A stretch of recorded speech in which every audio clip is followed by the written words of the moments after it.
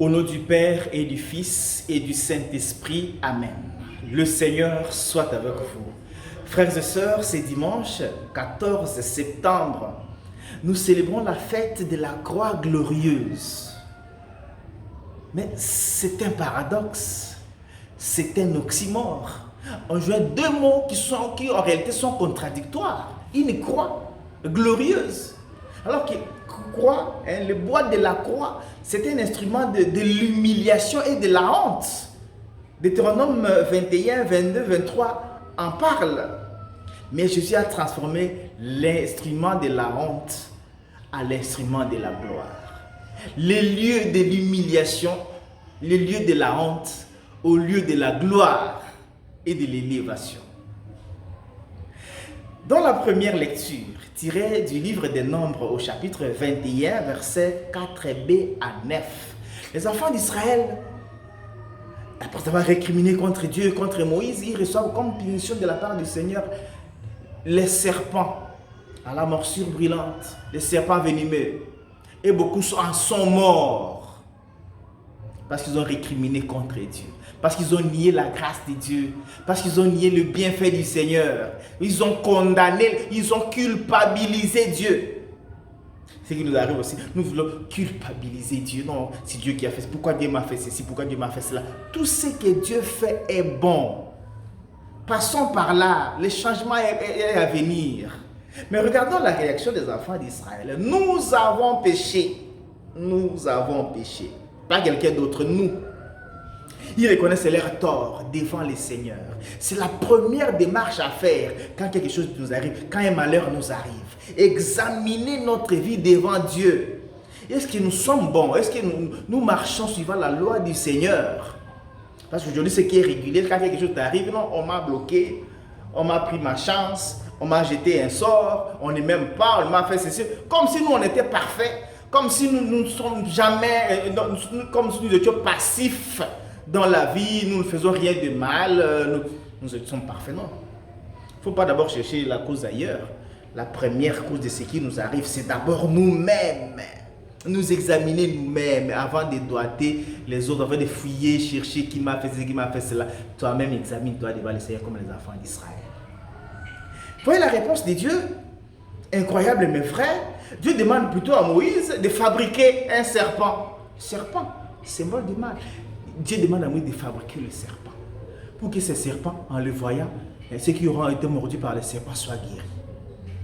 Dieu ordonne qu'il y ait une statue qui sauve des vies. Statue de quoi? Statue du symbole du mal, le serpent. La problématique des statues, c'est pas encore... ça continue. Non, ça c'est l'église des statues. Il y a des statues dans cette église, on ne peut pas entrer, c'est une église des statues. Mais dans les temples de Jérusalem, il y avait des statues. Dieu a interdit les statues dans Exode 24. Tu ne feras pas, il a interdit l'idolâtrie, tu ne fabriqueras pas ceci, l'image de ce qui est aux cieux, ce qui est sur la terre, tout ça, pour que nous ne tombions pas dans l'idolâtrie. Mais Dieu lui-même, toujours dans le livre de l'Exode, au chapitre 25, verset 18 jusqu'à 20, il ordonne à Moïse de fabriquer 2 chérubins et qu'il aille installer ces 2 chérubins de part et d'autre de l'arche de l'alliance. Les dieux d'Israël, c'est lui qui ordonne qu'il y ait des statues dans la tente de la rencontre, dans la tente et dans les temples.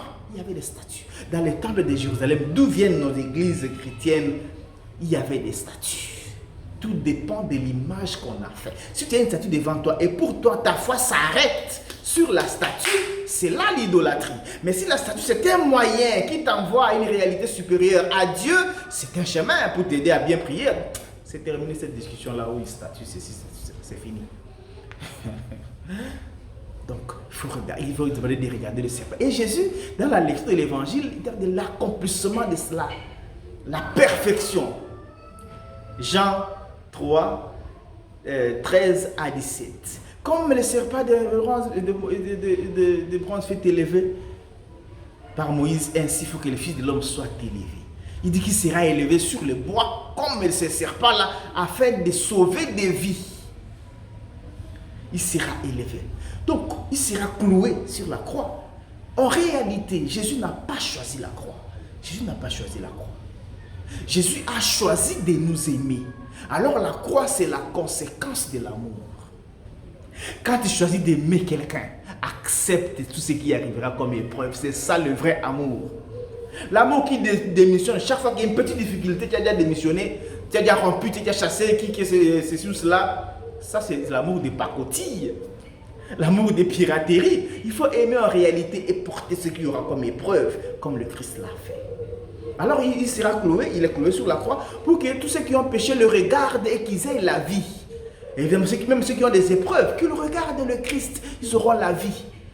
Si on a traversé une situation difficile, regarde le Christ. Il est cloué sur la croix, il est passé par là. Tout ce que tu auras subi dans le monde comme épreuve, le Christ est passé par là. Lui-même était cloué sur la croix, le sommet de la méchanceté humaine. Tu n'es même pas à 1% de cela.